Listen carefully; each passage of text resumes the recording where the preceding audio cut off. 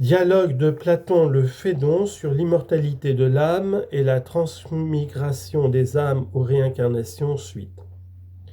Mais pour entrer dans la race des dieux, cela n'est pas permis à qui n'a pas été philosophe et n'est point parti entièrement pur. Ce droit n'appartient qu'à l'ami du savoir. C'est pour cela, chers Simmias et Cébès, que les vrais philosophes se gardent de toutes les passions du corps, leur résistent et ne s'y abandonnent pas. Et ce n'est pas parce qu'ils craignent la ruine de leur maison et la pauvreté comme le vulgaire ami de l'argent, ni parce qu'ils redoutent le déshonneur et l'obscurité de la misère, comme ceux qui aiment le pouvoir et les honneurs, ce n'est pas pour ces raisons qu'ils s'en gardent. C'est qu'en effet, Socrate dit Cébès, cela ne leur siérait pas. Non, vraiment, par Zeus, dit Socrate. Voilà pourquoi Cébès, ceux qui ont quelque souci de leur âme et ne vivent pas dans le culte de leur corps, tournent le dos à tous ces gens-là et ne tiennent pas le même chemin, parce que ces gens ne savent pas où ils vont.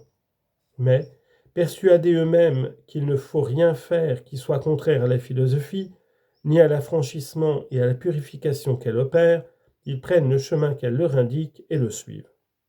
Comment, Socrate ? Je vais te le dire, repartit Socrate.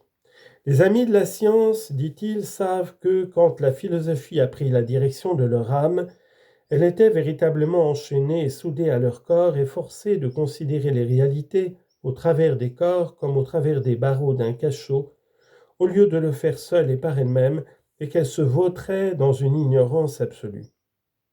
Et ce qu'il y a de terrible dans cet emprisonnement, la philosophie l'a fort bien vu, c'est qu'il est l'œuvre du désir, en sorte que c'est le prisonnier lui-même qui contribue le plus à serrer ses liens. Les amis de la science savent, dis-je, que la philosophie qui a pris leur âme en cet état l'encourage doucement, s'efforce de la délivrer, en lui montrant que, dans l'étude des réalités, le témoignage des yeux est plein d'illusions aussi celui des oreilles et des autres sens, en l'engageant à se séparer d'eux, tant qu'elle n'est pas forcée d'en faire usage, en l'exhortant à se recueillir et à se concentrer en elle-même, et à ne se fier qu'à elle-même, et à ce qu'elle a conçu elle-même par elle-même de chaque réalité en soi, et à croire qu'il n'y a rien de vrai dans ce qu'elle voit par d'autres moyens, et qui varie suivant la variété des conditions où il se trouve, puisque les choses de ce genre sont sensibles et visibles, tandis que ce qu'elle voit par elle-même est intelligible et invisible. En conséquence, persuadé qu'il ne faut pas s'opposer à cette délivrance, l'âme du vrai philosophe se tient à l'écart des plaisirs, des passions, des chagrins, des craintes, autant qu'il lui est possible. Elle se rend compte en effet que, quand on est violemment agité par le plaisir, le chagrin, la crainte ou la passion, le mal qu'on en éprouve parmi ceux auxquels on peut penser, comme la maladie ou les dépenses qu'entraînent les passions, n'est pas aussi grand qu'on le croit, mais qu'on est en proie au plus grand et au dernier des maux et qu'on n'y prête pas attention. Quel est ce mal, Socrate ? Demanda Cébès. C'est que toute âme humaine en proie à un plaisir ou à un chagrin violent est forcée de croire que l'objet qui est la principale cause de ce qu'elle éprouve est très clair et très vrai, alors qu'il n'en est rien. Ces objets sont généralement des choses visibles, n'est-ce pas ? Oui. Or, n'est-ce pas, quand elle est ainsi affectée, que l'âme est le plus strictement enchaînée par le corps ? Comment cela ? Parce que chaque plaisir et chaque peine a pour ainsi dire un clou avec lequel il l'attache et l'arrive au corps, la rend semblable à lui et lui fait croire que ce que dit le corps est vrai. Or, du fait qu'elle partage l'opinion du corps et se complète au même plaisir, elle est forcée, je pense, de prendre les mêmes mœurs et la même manière de vivre, et par suite elle est incapable d'arriver jamais pure dans l'Hadès. Elle est toujours contaminée par le corps quand elle en sort. Aussi retombe-t-elle promptement dans un autre corps, et elle y prend racine comme une semence jetée en terre, et par suite, elle est privée du commerce de ce qui est divin, pur et simple. C'est très vrai, Socrate, dit Cébès. Voilà donc pour quelles raisons, Cébès, les véritables amis du savoir sont tempérants et courageux, et non pour les raisons que le vulgaire s'imagine. Est-ce que tu penserais comme lui ? Moi ? Non, certes. Et tu fais bien. C'est comme je le dis que résonne l'âme du philosophe. Elle ne pense pas que la philosophie doive la délier, pour qu'au moment où elle la délie, elle s'abandonne au plaisir et aux peines et se laisse enchaîner à nouveau, et pour qu'elle s'adonne au travail sans fin de Pénélope défaisant sa toile. Au contraire, elle se ménage le calme du côté des passions, suit la raison et ne s'en écarte jamais, contemple ce qui est vrai, divin, et ne relève pas de l'opinion, et s'en nourrit, convaincue que c'est ainsi qu'elle doit vivre durant toute la vie. Puis, après la mort, s'en aller vers ce qui lui est apparenté et ce qui est de même nature qu'elle, délivrée des maux humains. Une âme ainsi nourrie, Simmias et Sébès, et qui a pratiqué ce détachement, n'a pas du tout à craindre d'être mise en pièces, en quittant le corps et dispersée par les vents, de s'envoler dans tous les sens et de n'être plus nulle part. Ces paroles de Socrate furent suivies d'un silence qui dura longtemps. Lui-même était visiblement absorbé par ce qui avait été dit au cours de l'entretien, et la plupart d'entre nous l'étaient aussi. Cependant, Sébès et Simmias s'entretenaient entre eux à voix basse. Socrate, s'en étant aperçu, s'adressa à tous les deux. « Eh, dit-il, peut-être trouvez-vous que ce que nous avons dit est insuffisant. Il reste en effet bien des doutes et des objections à examiner, si l'on veut approfondir comme il faut la question. Si c'est d'un autre sujet que vous vous occupez, je n'ai rien à dire.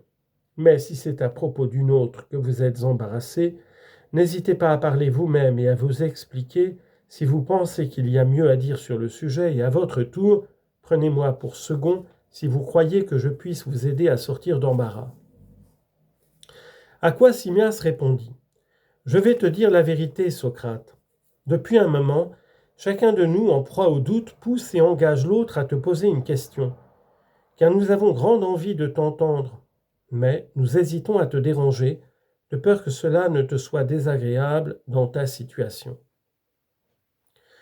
En entendant cela, Socrate se prit à rire doucement et dit : « Parbleu, Simmias, j'aurais vraiment de la peine à persuader aux autres hommes que je ne regarde pas ce qui m'arrive comme un malheur, quand je ne puis même pas vous en persuader vous-même, et quand vous avez peur de me trouver d'humeur plus chagrine que dans ma vie passée. À ce que je vois, vous me croyez inférieur aux signes pour la divination. » Au signe CY. Quand ils sentent approcher l'heure de leur mort, les cygnes chantent à ce jour-là plus souvent et plus mélodieusement qu'ils ne l'ont jamais fait, parce qu'ils sont joyeux de s'en aller chez le Dieu dont ils sont les serviteurs. Mais les hommes, par suite de leur crainte de la mort, vont jusqu'à calomnier les cygnes et disent qu'ils déplorent leur trépas par un chant de tristesse. Ils ne réfléchissent pas qu'aucun oiseau ne chante quand il a faim ou froid, ou quand il est en butte à quelque autre souffrance, non pas même le rossignol, l'hirondelle et la huppe, qui chantent, dit-on, pour lamenter leur douleur. Mais moi, je ne crois pas qu'ils chantent de tristesse, pas plus que les cygnes. Je pense au contraire qu'étant les oiseaux d'Apollon, ils sont devins, et que c'est parce qu'ils prévoient les biens dont on jouit dans l'Hadès qu'ils chantent et se réjouissent ce jour-là plus qu'ils ne l'ont jamais fait pendant leur vie. Or, je me persuade que je suis moi-même attaché au même service que les cygnes, que je suis consacré au même Dieu, que je tiens de notre Maître un don prophétique qui ne le cède pas au leur, et que je ne suis pas plus chagrin qu'eux de quitter la vie. C'est pourquoi, à cet égard, vous n'avez qu'à parler et à faire toutes les questions qu'il vous plaira, tant que les 11 des Athéniens le permettront. » Voilà qui est parfait, dit Simmias. Je vais donc te proposer mes doutes, et Sébès à son tour te dira en quoi il n'approuve pas ce qui a été dit. Je crois, Socrate, et sans doute toi aussi, qu'en pareille matière il est impossible ou extrêmement difficile de savoir la vérité dans la vie présente. Néanmoins, ce serait faire preuve d'une extrême mollesse de ne pas soumettre ce qu'on en dit à une critique détaillée et de quitter prise avant de s'être fatigué à considérer la question dans tous les sens. Car on est réduit ici à l'alternative ou d'apprendre ou de découvrir ce qui est, ou, si c'est impossible, de choisir parmi les doctrines humaines la meilleure et la plus difficile à réfuter, et s'embarquant sur elle comme sur un radeau, de se risquer à faire ainsi la traversée de la vie, à moins qu'on ne puisse la faire sûrement et avec moins de danger sur un véhicule plus solide, je veux dire sur une révélation divine. Ainsi, même en ce moment, je n'aurai pas de honte à te questionner, puisqu'aussi bien tu m'y invites, et je ne me reprocherai pas dans la suite de n'avoir pas dit aujourd'hui ce que je pense. Car pour moi, Socrate, quand je repasse ce qui a été dit, soit seul, soit avec Cébès, cela ne me paraît pas entièrement satisfaisant.